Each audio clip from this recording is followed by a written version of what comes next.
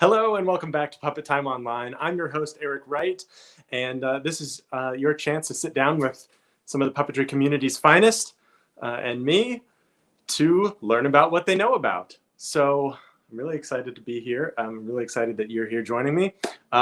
We have a different background. I'm in a different part of the apartment today because there was some crazy construction going on outside, and so we had to quickly reshuffle. But here we are, ready to go. I can't see Katie, but she's here. She's in the other. She's in the other room. She is, as usual, watching for your comments and questions in the chat, which I think is over here in YouTube and down here. We're streaming on YouTube Live, Facebook Live, and Twitch right now.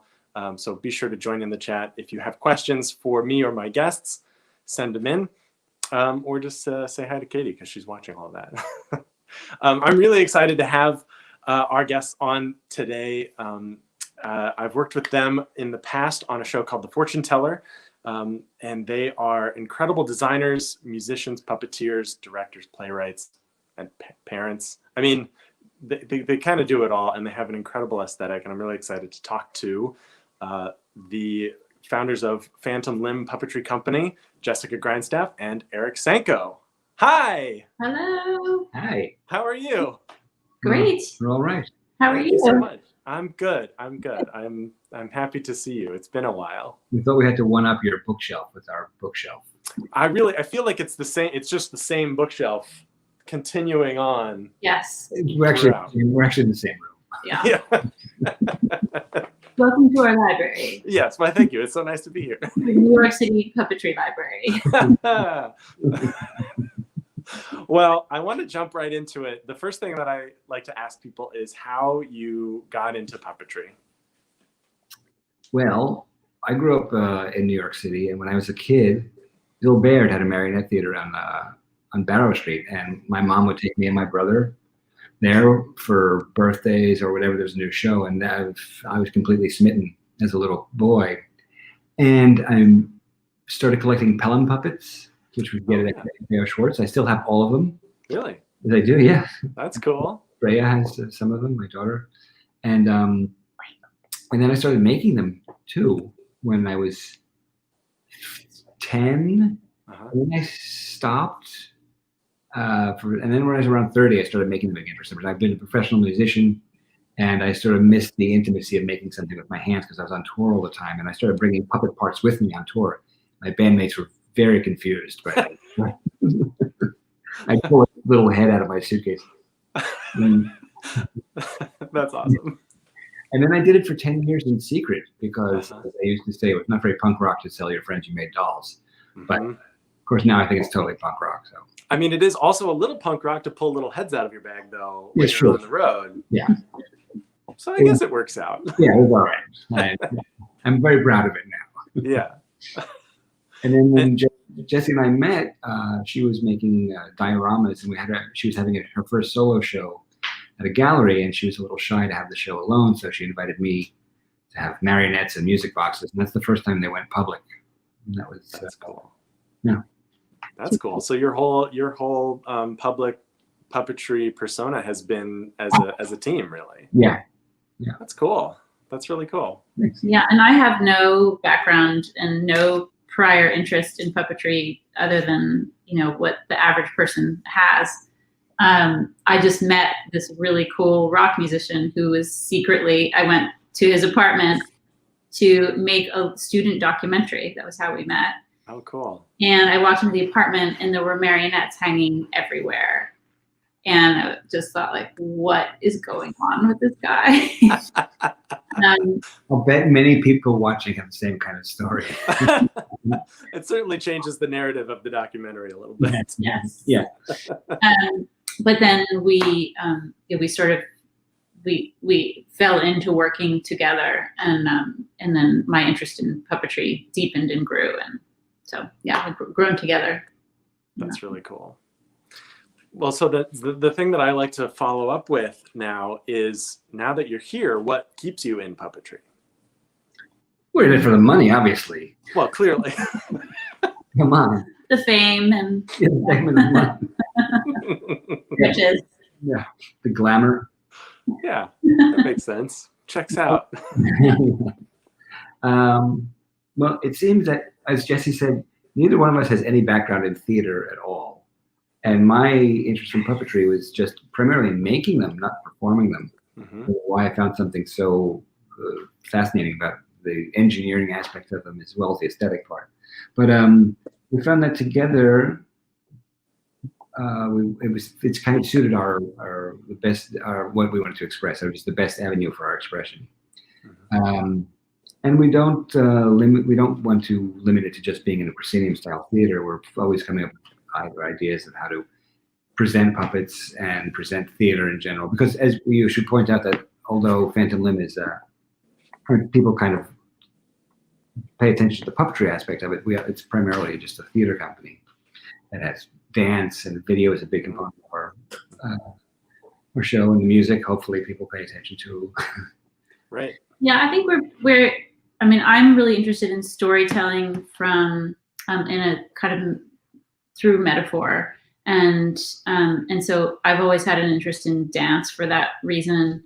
I was brought up in my grandmother was a dancer, and when we made a transition from working with puppets as literal storytellers in the fortune teller, where the puppets mimed out what they were doing and they spoke, and which is a gem of a show, and we just recently revisited it online, and we love that show. But then we made this kind of leap to taking words away and having the puppet serve as this kind of like this metaphor, and you just can keep mining that and finding new ways of looking at that relationship that I find really provocative and fun. And and especially when you're talking about things like in our work, we have focused for the past 10 years, we've really focused on talking about climate change and people's relationship to the environment.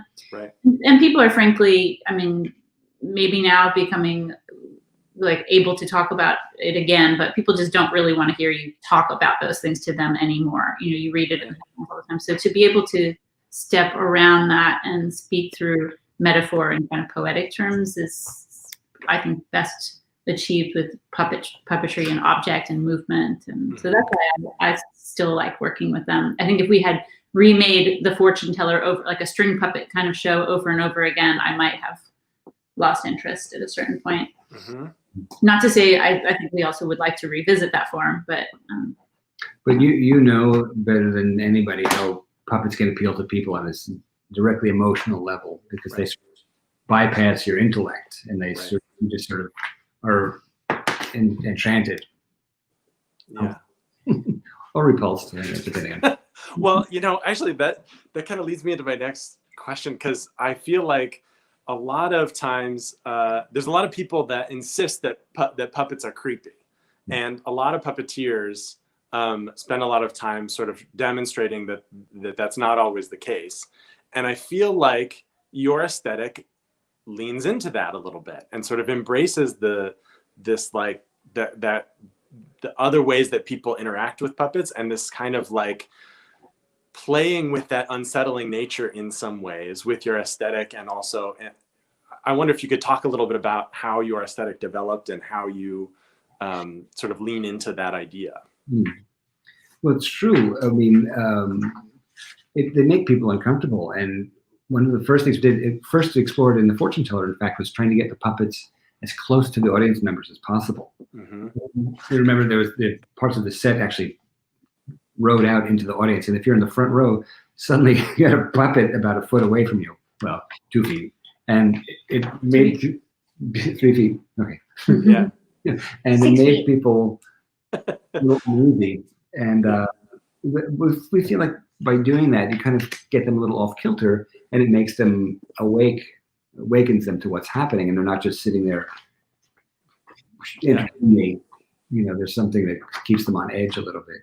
Yeah. And in fact, we're continually exploring that when making the puppets behave in ways that are unnatural, or like, for example, in the first big environmental piece we did, which was called 69 Degrees South, the marionette operators were on stilts, because I found it frustrating that marionettes typically can only go back and forth from left to right. I can't go, oh, there we go. Wow. So this way you can have the puppets go wherever they wanted to, wherever we decided the choreography should take them.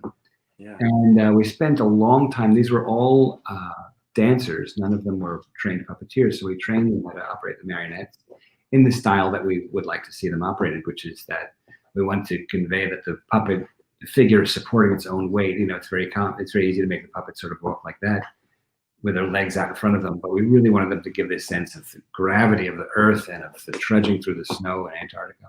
Yeah. The sequence near the end of the puppetry sequence, which was 45 minutes, these poor people were on stilts, wherein the ship, which is also a giant puppet, collapses and floats away, and they kind of have this, uh-oh, there goes my ride moment. And what they do is they suddenly, very slowly, they levitated off the ground and started to spin in this sort of weird cradle position, which just, if you're watching them for so long and then suddenly they're off the ground, you think, that's not right, something's wrong.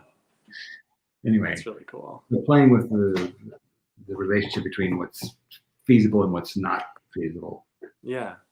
It makes people kind of like, yeah. But again, it's a nice way of addressing the emotional state rather than demonstrating what physically could happen. Mm-hmm. Now, for that show, I understand you guys went to Antarctica to do some research for that show. Is that correct? Yes. Is it true that you are the first puppeteers to set foot on Antarctica? It's funny, I've never put it in those terms, but I do think that might be true. And we need to rebrand our company identity and website to make this much clearer. I mean, when you got a first, I mean, you really... It could also be only. I don't know that since us they've had another. I don't know. We had to, at one time we were there, every week, one group of scientists would give a lecture to whomever wanted to attend. Who was on the base, the military base. Yeah, and we attended one that was so complicated. I understood a few, like the word "the" in there, and altitude was also in there. Right. Something about these high altitude balloons that could do some kind of weather survey. It was really intense. And then the next week they said, we want you guys to do a science lecture. And we said, well, we're not scientists. They said, no. We, just go talk about what you're here to do, to the whole group of scientists and people from the military on the base in Antarctica. So we did that. Yeah. That was amazing. What was the response? Like, how did it go over? What's funny is that we talked for a while, and we showed slides probably, and people were engaged. And then Erik, it was in a cafeteria. So he stood on a table. We had brought the Shackleton puppet with us, and he stood on a table in the cafeteria and started puppeteering, and everybody gathered around like a bunch of children, and we're just totally rapt. And the two of us were just like, and yet again, another, more proof that puppets can draw attention and just people's engagement in a way that nothing else can. Yeah, that's really incredible. How long were you down there? What was that experience like? We were there for 3 weeks. We were there during the summer, the Antarctic summer. So it was light the whole time, but it was the end of the season. So we got one of the last flights out. January. It's February. And what I said, February. And 20 years married, by the way. Better anniversary. We're getting to be like those creepy twins, Sorry, not creepy, but like consistent. It was like being on another planet. I mean, that's it felt like being on Mars. In fact, some of the places we visited are the places on Earth that most closely resemble Mars. So people who study Martian landscape and terrain go and study in this area.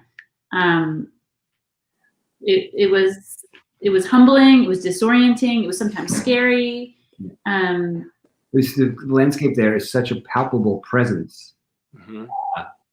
And it is both incredibly aggressive and powerful and very, very fragile. And you feel both those things. And you feel like pathetically tiny compared to what Yeah. very disorienting because there's no point of reference for anything.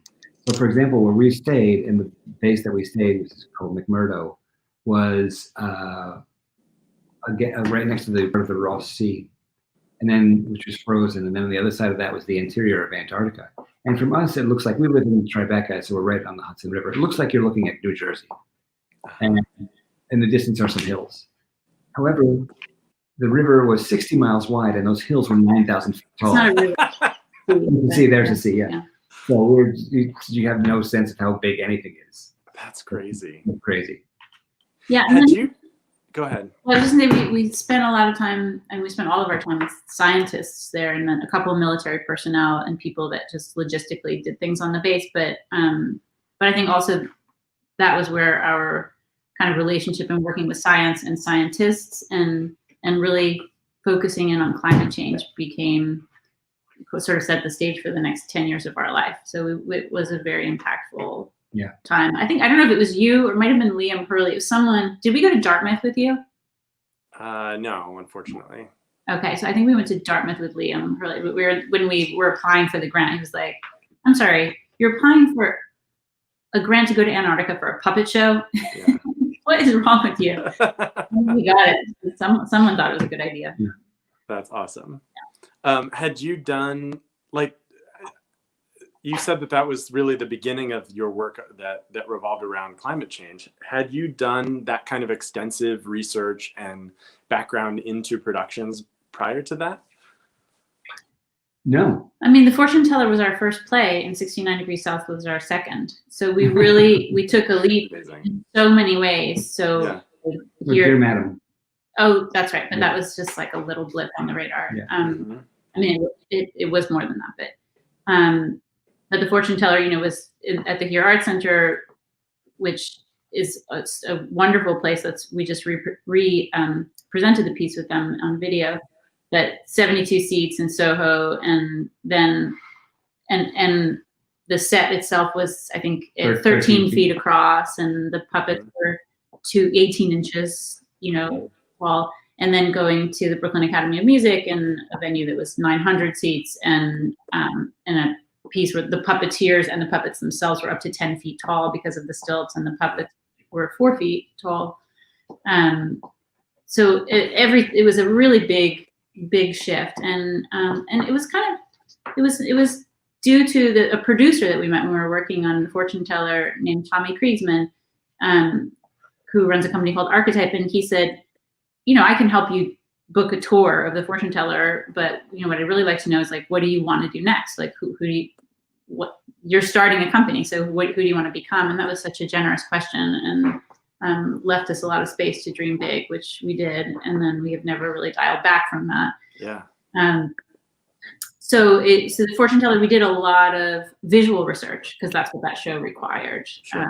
And Erik had that script sort of mostly written for a long time, but no, the 69 South was the first time where we, I think, decided how we wanted to approach work in a show. And then every show has been the same. I mean, in the trilogy, we went to Antarctica for that. And then for Memory Rings, we went on an expedition to find the world's oldest living tree, which our daughter found for us at the time. Took several days. And that's really just great, but probably too long for this podcast.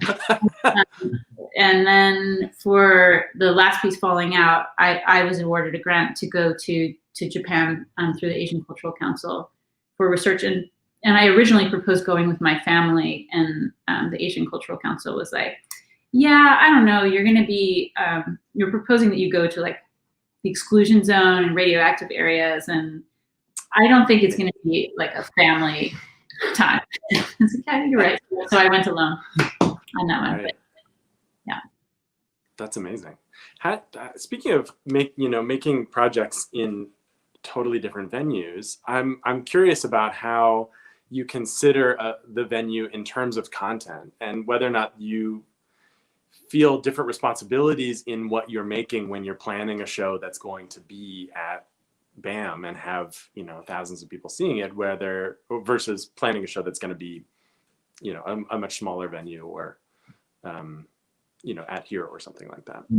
Yeah, I mean, I just to speak from a design perspective, I think about that all the time, obviously, and it's really mostly about scale and perception. And for us, I think we do want to create a sense of intimacy in a piece, and that's quite difficult to do at a place like the Harvey Theater. And, you know, to be honest, I feel like I was fighting against that theater for a decade, even though it's such I have so much respect for that space. It's such a beautiful theater. I love seeing things in it. But I actually have seen very few pieces where I felt like I could really connect to the work because of that grand proscenium, and then that, what is it, 18-foot, the really big apron, yeah. And making a choice to cross that proscenium is like, why would you, what, you know, this avalanche of questions. Why did you do that? And then what happened with the lighting design? And so there's a lot of consideration about that venue. And then we very recently, in the fall, were invited to do a collaboration with NYU, and we worked in a black box space there. So we've been, for the past decade, pretty much working at venues that are between 500 and 1,000 seats. And then we went back to, 110 seats. And we decided to do like tennis court seating on either side. Mm-hmm. And it was so exciting and so fun to have that kind of proximity again, and intimacy with an audience. Yeah, when you can hear them go when something happens, you know. Yeah, I really love that. Yeah, Clark's awake. I was going to grab her. We have to go grab our puppet. Puppet, right? Yeah. How do you? You know, the other thing I wonder about the work that you guys do is that it doesn't really, like, especially your aesthetic doesn't really match what a lot of people think of when they think of puppetry. And I wonder if you come up against that as a roadblock when you're trying to sell your work or promote your work, or say, you know, we want to do this but with puppets. How does that? Oh my gosh! Hello. Sorry. Yeah. How do you? Oh, hi, Freya. I love it.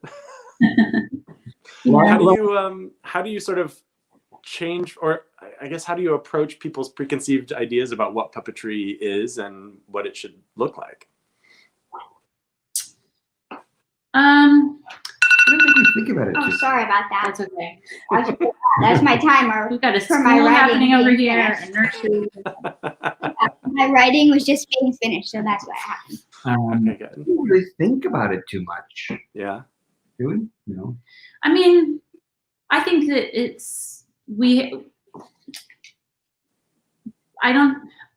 I think we have a hard time categorizing what we do, and so do sometimes people that work for us and with us. And I remember sitting with Joe Malillo, who was the executive producer of BEM, and saying, or artistic director, and saying, like, let's brainstorm and come up with a word for what, because it's not dance theater, it's not puppet theater, it's not theater. It's not, like, we're just kind of spinning.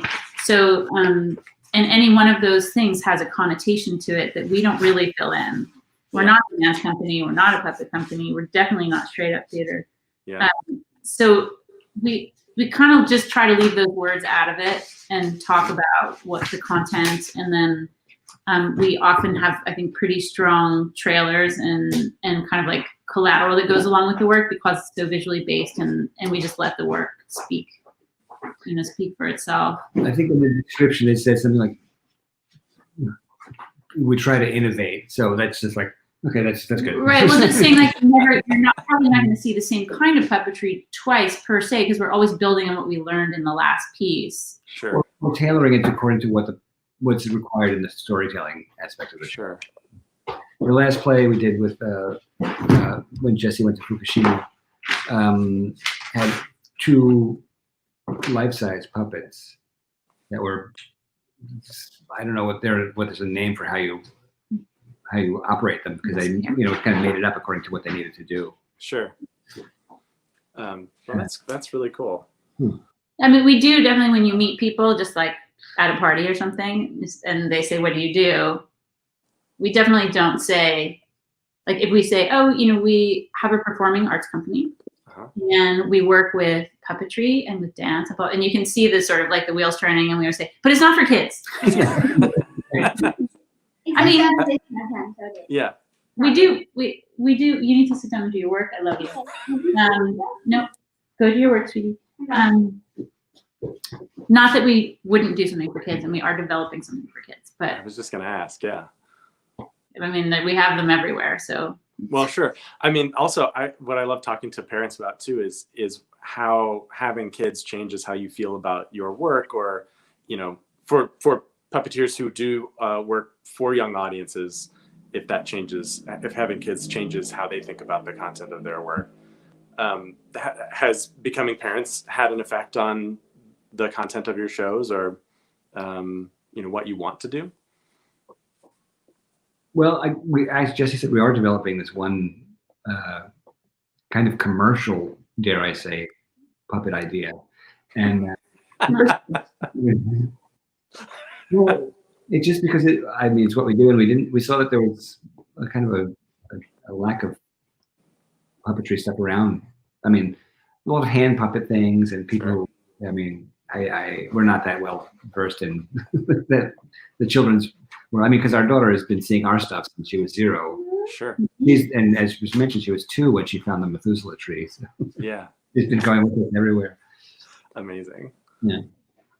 But we just rewatched the video of the thing that we developed with the new Vic a few years ago, and I thought, like, we really need to show this to Freya because she's going to have valuable feedback. So there's that. We have a test audience, and then it also just deepened our commitment to talking about issues of climate and climate justice, and the future of our planet, because now we have an investment in the future beyond the investment we had before. Right. Yeah. What how does collaboration play into how you work and how you develop new pieces? We're huge fans of collaborating, because I'd say I really know what I cannot do, and that's a lot. I write the music and I make the puppets and I help with the Which is also a lot. That's a lot, yeah. My hands are very full with those two things. And the set designer does the lion's share of the writing, and is the director. I don't know how to. That's 3 things. That's 3 things. You were doing 3 things. I'm doing 3 things, yeah. So when there are so many incredibly talented people who are so deeply engaged in their craft and their art, that it would be preposterous to think that we would know anything about that. And we inevitably you find that same thing. It's just like having a band, is that when people provide ideas from different aspects, it enriches the end result, and you come up with things that no individual would have ever come up with, because they're the result of an amalgam of ideas and perspectives. Yeah. We also really enjoy and tend to gravitate towards working with people who are outside the theater community, because they don't have the sort of preconceived ideas that, once you're in the theater world, you get people start to fall into sort of cliches of how things can work or should work. And I'd say most notably that costume designers in all of our shows have been from the fashion world. The first one, 69 South, was a group called 3 as 4, or as 4, they're called. And the last 2 shows have been with a Danish guy called Henrik Vipskov, who's he's got an incredible imagination. He's super generous, and it's just a natural. His clothing is very sort of, I wouldn't say flamboyant, but eccentric. Cuckoo. Having said that, then when we started working with Octopus Theatricals, they made a suggestion for a sound designer for us, and they introduced us to Darren West, who is like a warhorse of sound design and on Broadway. He didn't work on Warhorse. He didn't work on Warhorse. He is himself a warhorse. Yeah. And then the experience of working with him was like, and the thing wow, this is what it's like when you work with someone who really knows what they're doing, and he could totally transform our work theatrically because of the experience in theater. So I think we started out that way, but in some ways we really do see the value of, because we don't have a theater background. So it's so helpful to have. Yeah, and the thing that's Like great that. about somebody like Darren, on the other hand, is that he ends up doing so much commercial work that he misses having a really creative outlet, because he's a member of a city company, SITI. Yeah. A founding member of the city company, and in that regard, he gets to really roll up his sleeves and get in there. And he's a guy who's very involved in the dramaturgy too, which is great, because he invited me to score a city company play, and he ran the rehearsals practically.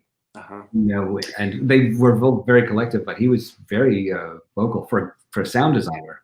Right. Yeah, but so I think that's it. The collaborators that we invite in, the collaborators that have to be in the room, like the video designer and the sound designer, Lighting, choreographers and lighting designers, that we always look for people that have really strong dramaturgical brains, because we're sitting at the writing table with those people, with all the designers. Right. They are having a say about the script, not just through lighting, like they're having a say about the actual script. And I feel grateful for that.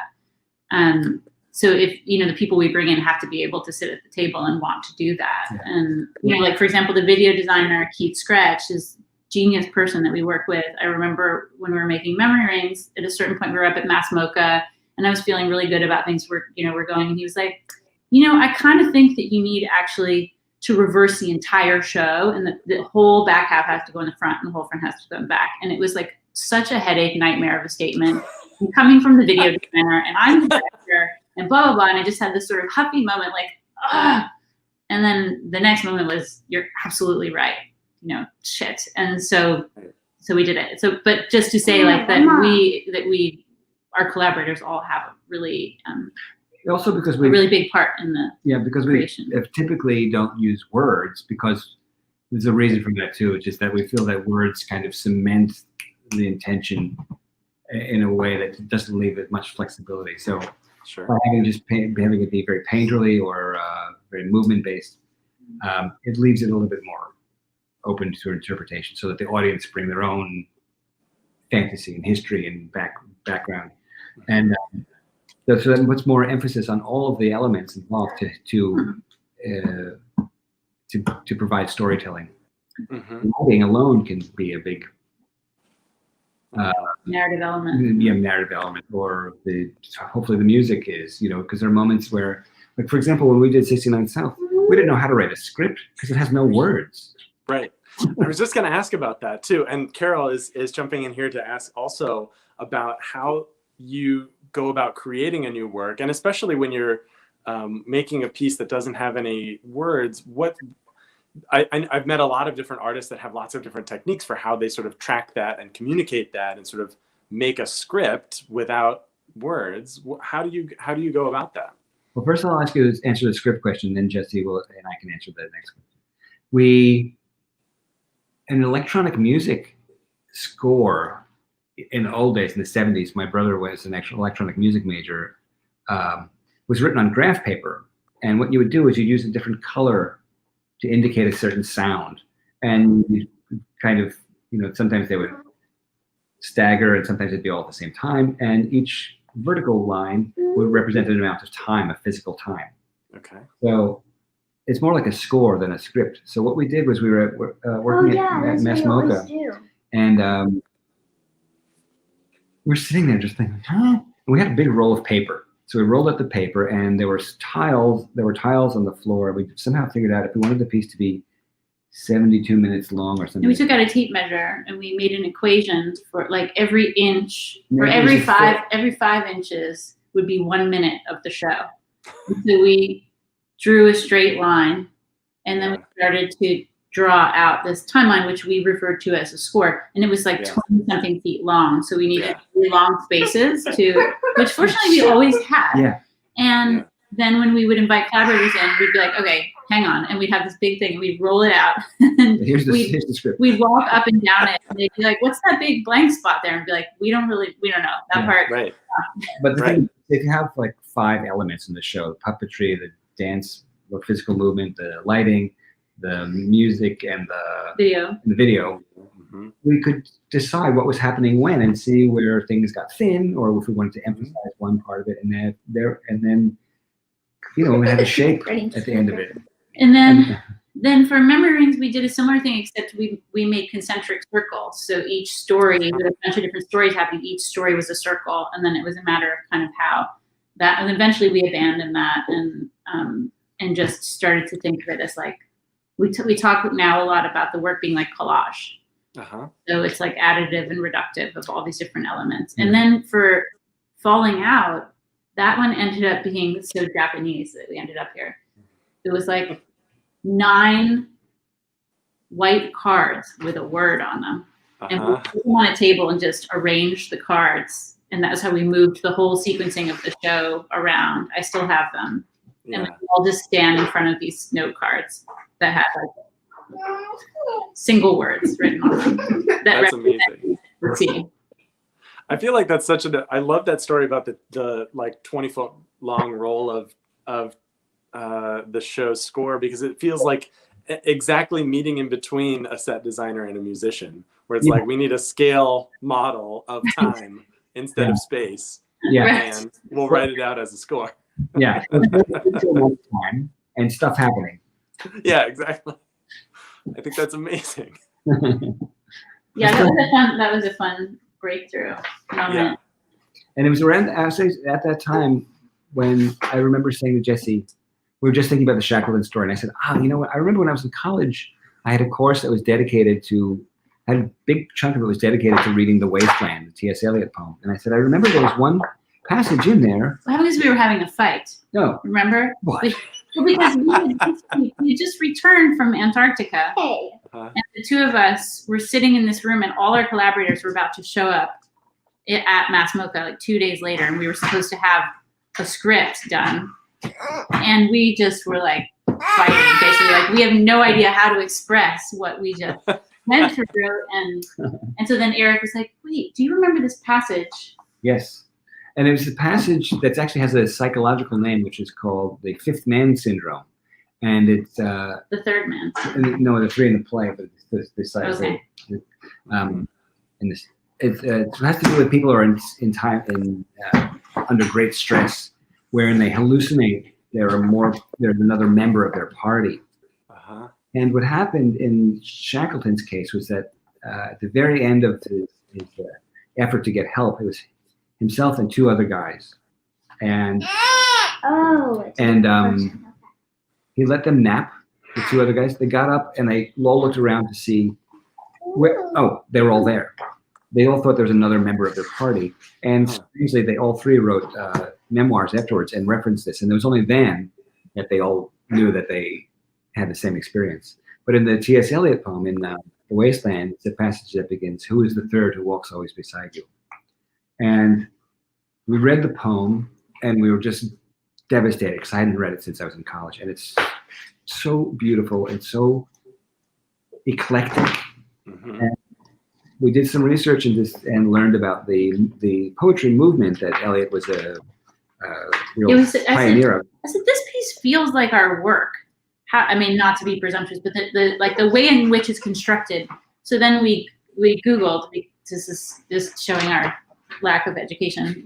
What kind of poem is The Wasteland? And then we started to learn the images. Oh my God, so many There's a huge overlap with the way that we think about making work and the Imagist poetry movement. And the basic tenet is that it was born out of a response to the sort of very flowery language of the Romantic era, and the idea was that the writer would present very blunt, simple images of a story and butt them up against one another. And it's more like a kind of a system of almost like montage, where in a film where you have, I remember reading, my college thesis was about the editing techniques of Eisenstein. And then you have a simple, say for example, you have an image of a baby and then you have an image of an axe, and your mind glues those two things together. They're completely disparate, but right. So, nice reference. Thanks. They are completely disparate, right? Yeah. But so the idea of just having these images and putting these images up against one another would be the technique that we would use. So we felt like it gave us freedom to work that way. Yeah. Right. I saw somebody say, We didn't answer. Yeah. So this is my dad chiming in to ask, what about your Antarctic trip? Did you learn that you wouldn't have known without the trip? About that maybe you want, something that you, or is there a moment, maybe going the other way, is there a moment in the piece that you feel like is really emblematic of a moment that you had from your trip in Antarctica? Well, we should say that when we went there, we got the grant. We had no intention of pursuing the play from the perspective of climate change. Mm-hmm. We were going to do research. I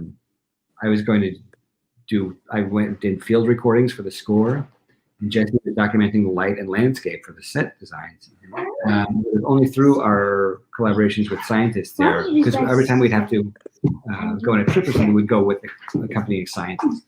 Sure. And as you can imagine, the guys who are there are at the top of their field, and 90% of what they're doing is on climate change. So it was anything it opened the whole floodgates to our interest in climate change. Yeah, I think we were interested in climate change when we went as a part of the grant proposal, but I don't think we realized, because the United States government had really been downplaying. At the time, only 30% of Americans believed that climate change was a thing, and I think of those 30%, 15% thought humans had any involvement in it.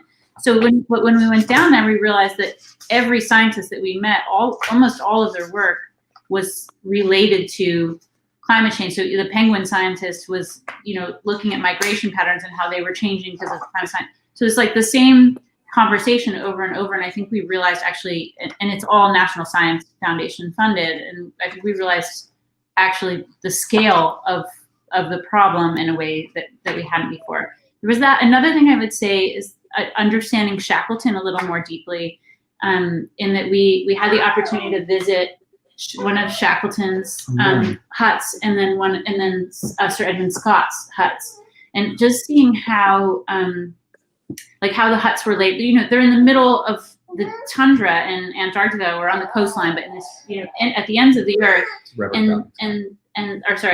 Falcon's hut. So Scott had put curtains up between where each person slept, and he had the captain's quarters, and kind of kept the get the crew separate from the officers. Sure. Yeah. Which is ludicrous. Yeah, and maintaining the sense of sort of decorum and rank, whereas Shackleton, everyone was communal, and they were all, and so we were looking a lot at the kind of leader that Shackleton was, and to actually see that in physical space. Again, this is set designer speaking, but to see that in physical space, really spoke to us. Yeah, and then we got to see the clothes physically, and then photograph them that we were recreating, which was also something that wouldn't have happened otherwise, which is really cool.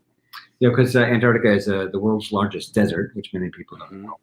And because there is no mold there and there are no insects, there's an incredible archival, Lark is actually playing with the puppet, an archival environment. So in his hut, there are tins of biscuits that are open, and they're just sitting there. They were 100 years old, just sitting there, no mold. I could have eaten one. We were permitted to be in there, but we couldn't touch it. So similarly, but you were tempted, right? You were tempted to eat a biscuit. You were so tempted. I was peckish. I couldn't touch that biscuit. I'll do it. The other thing is that you said, what? The seagulls are eating, the skua were eating them. Yeah. I was like, right. We're not a skua. You're not going to eat that. The other thing is light. Light was a kind of mind-blowing experience there. Oh, sure. Most lighting designers, when you think of cold, they just want to throw a blue light on that stage, right? Right. And I just don't think that I didn't understand, and I don't think many people understand the nuance of light. And she's making the puppet's feet kick the chair.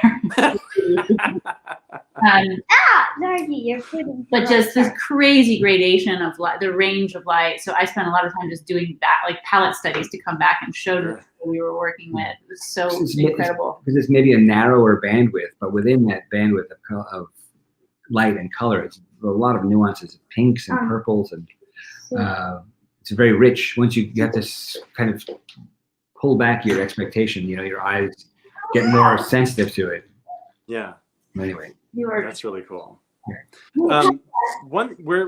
We're nearing the end of. Oh, Carol has another question she wanted to jump in. If people are just starting out in the field, what recommendations do you have for them in terms of training and learning opportunities? Or another way to frame it also is, what kinds of training did you have that you found was really helpful in your move into puppetry? I think one thing that Jesse and I will stand by is that we've never been paralyzed by being overeducated in any aspect of what we do. So we just make it up as we go along all the time. And nobody ever taught me how to operate a puppet. You just make it up and you find out what works for you. And similarly, the mechanics of the puppet. All the friends have a thing called the Sanko 3000, which is the controller that we use. I'll show it to you. It's an open source design.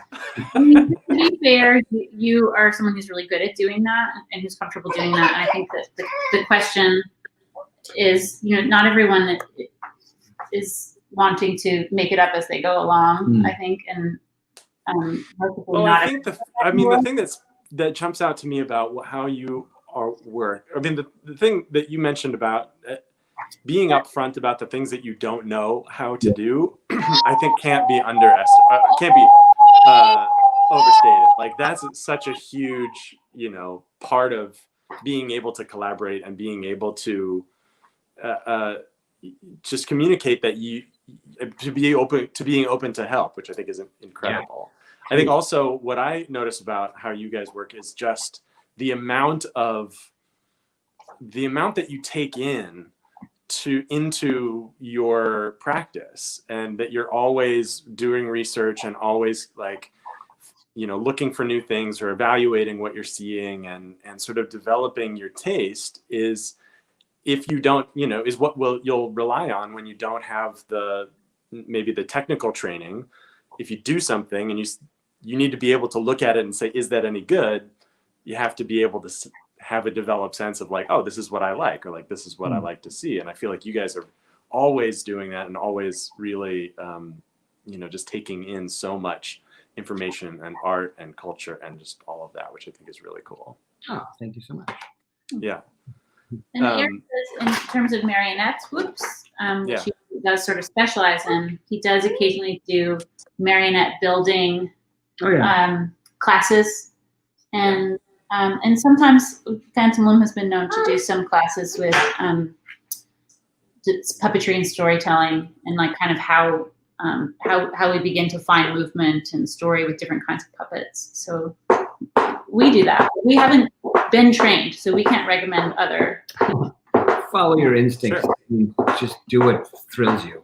Yeah. I really feel like a 14-year-old kid when wouldn't it be cool if and then do that thing. Yeah, I think that's another thing that people often discount, which is can I really go towards the thing that I think is cool? It's the only way it's going to be. The only way to do it. Have integrity. Yeah. Yeah. Be sincere. Thank you. Just Katie's flashing 10 minutes here for me, but I wanted to ask you one more question about, I think you two are the first married couple that we've had on the show. And so I'm curious about how you develop a working relationship and collaborating with each other, and whether or not, what tricks or what techniques you've sort of worked on in your professional life so that you can continue to develop and work and also be in a healthy and happy marriage. We drink heavily. I think it took us a while in the beginning, not a while, but in the beginning, we started with, the fortune teller was a thing that I had written already. Mm-hmm. And it was touted as the Erik Sanko show, which was pretty unfair. Well, it was pretty much the Erik Sanko show. I mean, I put a lot of but it was your dream, your baby. But again, I think largely realizing, kind of identifying what I don't do well, which is a lot, as I mentioned. And there are things that Jessie does really well that were untapped, that she had not had to express. I've worked with a lot of directors now, and she's amazing. She's my favorite director because she's so generous with the performers and the contributors and the collaborators. And I stink at that. I'm going to run a band, Yeah. way of working, but I couldn't really direct a play. I'll certainly be in it or performing in it, and I don't perform in the shows anymore. But once we figured out the sort of hierarchy of who does what, I have no aspirations to being revered as the guy who's in charge of the thing. It doesn't interest me because that means all the pressure would be on me to make it good, and I'm not going to make it good by myself. Yeah, but I don't think any of us feel that way. Yeah. And that there's no one's name. That's what we say to a lot of our performers. Like when you work with Phantom Limb, no one's name is in lights, you know, including ours. It's like people know the company name and they have expectations that go along with that. But there's never a star of the show even. Like it's really about how people build things together. And for us, we always did all right collaborating. There are definitely like some times where we would really be at a crossroads with things, and it was identifying. We used to try to share a bunch of responsibilities, including writing and directing. And there was a time where suddenly it was like, you know what? I'm just going to do this, and you do your thing. Let's do them.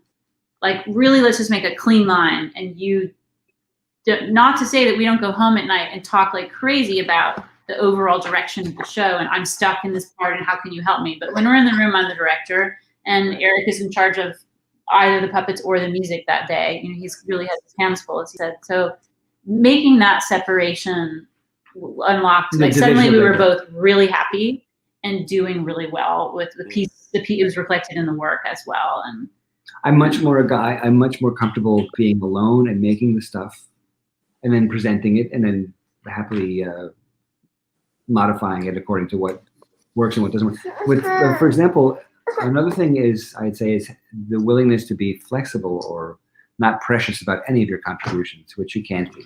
When we did 69 South, I was commissioned by the Kronos Quartet to write music for them, and I wrote 70 minutes of string quartet music.